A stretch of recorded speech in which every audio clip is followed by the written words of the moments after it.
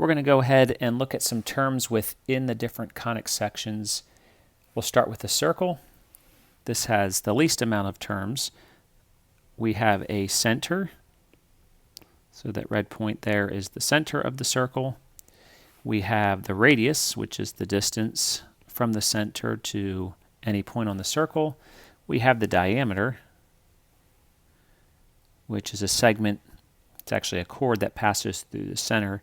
So this purple one right here is the diameter.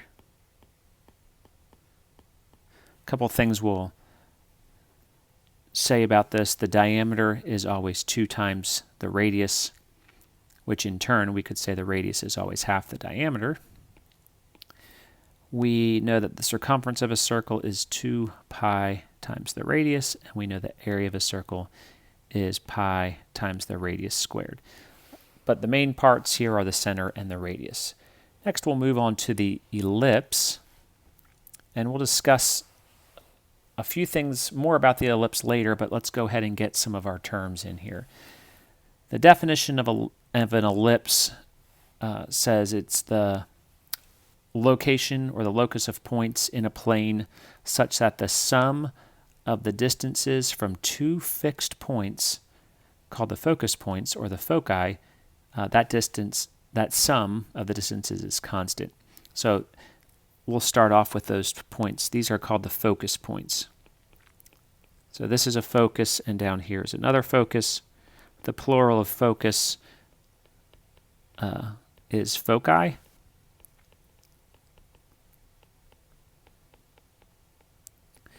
And we represent the distance from the center to the focus with the letter C. So the distance from the center to the focus, to each focus.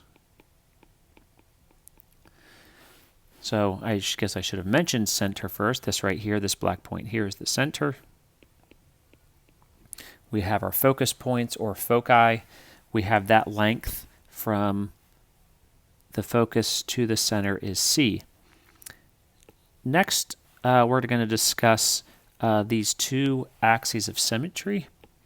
And so this segment that passes from this side through the 2 focus points and the center all the way down to here, this segment here, that is called the major axis.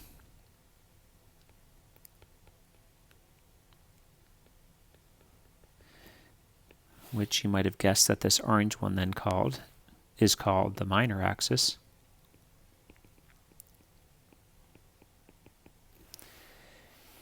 Going along with that, if you take the distance from this point up here to the center, that's called the semi-major axis.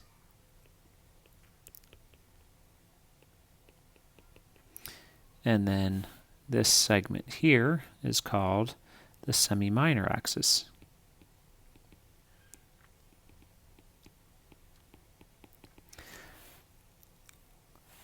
We name this length B, and so the semi-minor axis is B, and we name the semi-major axis, we name that A. And that does correspond to the A and the B in the equation of an ellipse. The other ones we need to mention are actually these points where the axes meet the ellipse, and those are called vertex points.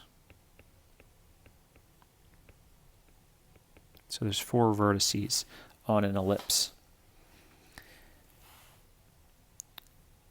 One other thing to mention and to realize is we have a distance from the focus.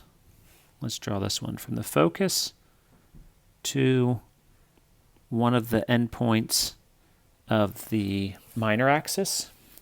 We have that distance there. We know that the distance from a focus, these 2 distances added together will always be the same no matter where we are on the ellipse. So this distance plus this distance always has to be the same.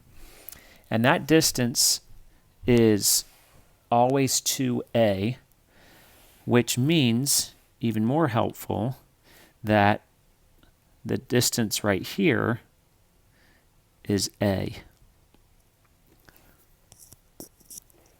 And so the other important thing to know here, we have a right triangle here, A, B, and C. It's not how we typically name our triangle, because in this case the hypotenuse is A, but we still can use the Pythagorean theorem. We just have to be careful with it.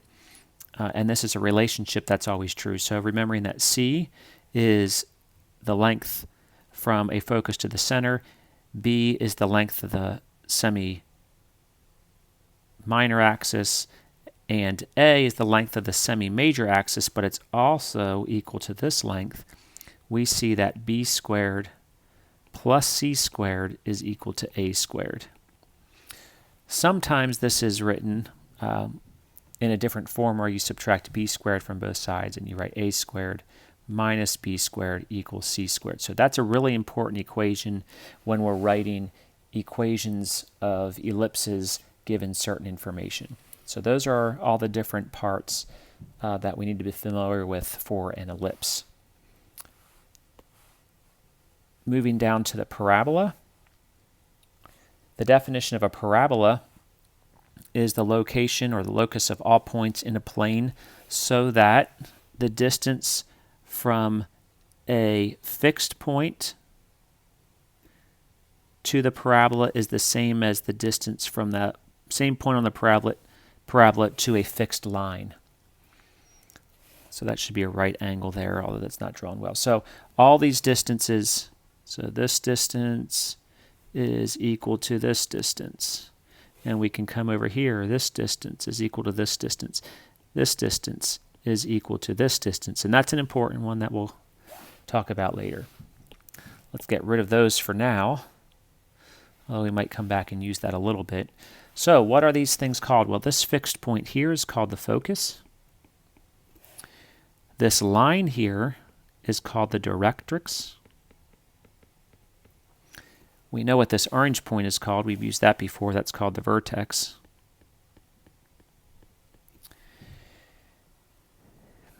And there's another important value here. Let's put it in green. This length from the focus to the vertex and the length from the vertex to the directrix, we call this length P. All right, so P is the distance from the vertex to the focus. It's also the length or the distance from the vertex to the directrix. So that's an important length. When we have, so the equation of this, I want to show you one more relationship that's important. Y equals A times X plus H squared plus K. P and A are related, and A is equal to 1 over 4P. Or, if you solved, it's interesting, P is equal to 1 over 4, and actually we put the absolute value of A. And so we have to be careful of this. This could be plus or minus. So P equals 1 over 4 times the absolute value of A. So that's important to know, that relationship between P and A. That will help us. So HK, remember, will help us find the vertex. And then P is the distance here, and that's related to the number in our equation there. Our last conic section that we're going to discuss is the hyperbola. The hyperbola obviously has a center.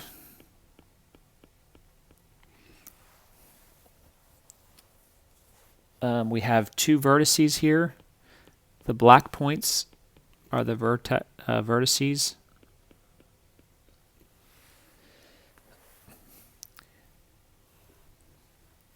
The red points are the focus points. And this definition, which I should have mentioned, definition of hyperbola, sounds a lot like the definition of an ellipse. And an ellipse is where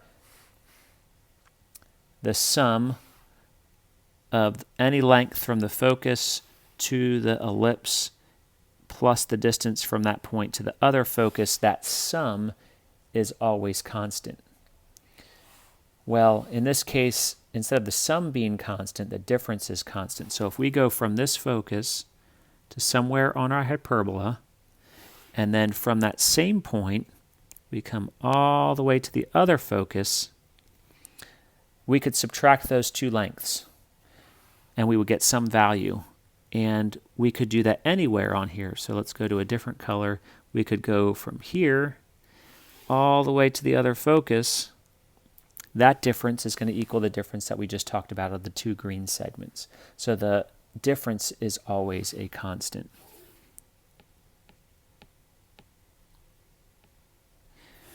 So that's the definition of hyperbola. We have a couple other terms here. There's two axes of symmetry. This one here, the one that passes through the focus points, this is called the transverse axis. Like a transversal crosses through parallel lines or crosses through lines. Well, this transverse axis crosses through the hyperbola. And so there's another axis here. This is called the conjugate axis.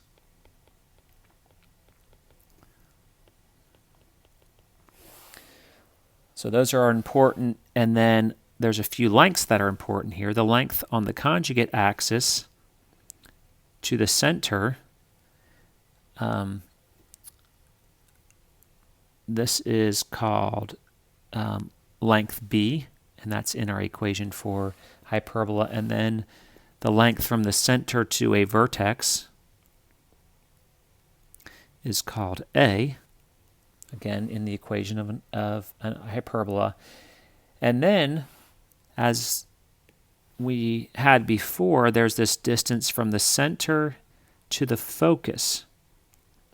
Center of the focus, and that's C. And that was the definition of C before when we talked about an ellipse. C is the distance from the center to each focus.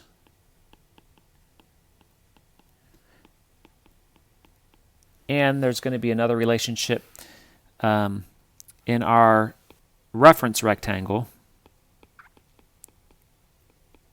which we mentioned before. That's used to find the two asymptotes. But in that reference rectangle, we see another right triangle.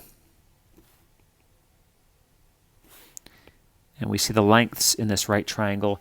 And it actually turns out, because of the definition of the distances being a difference, a constant difference, that this length here, this hypotenuse in this right triangle, is actually length C, referring to this length C up here. So this is the same thing. And so within an ellipse, we had an equation that related A, B, and C. A squared minus B squared equals C squared. Well, in a hyperbola, we also have a relationship, and this one actually looks just like our Pythagorean theorem because the letters are set up in the same way. We have A squared plus B squared equals C squared. And you need to know that relationship within a hyperbola. And so make sure you don't get them mixed up. The ellipse is A squared minus B squared equals C squared. In the hyperbola, it's A squared plus B squared equals C squared. So those, I know that's a lot of information, but as we start writing equations of these different conic sections, we're going to need to be familiar with all those different parts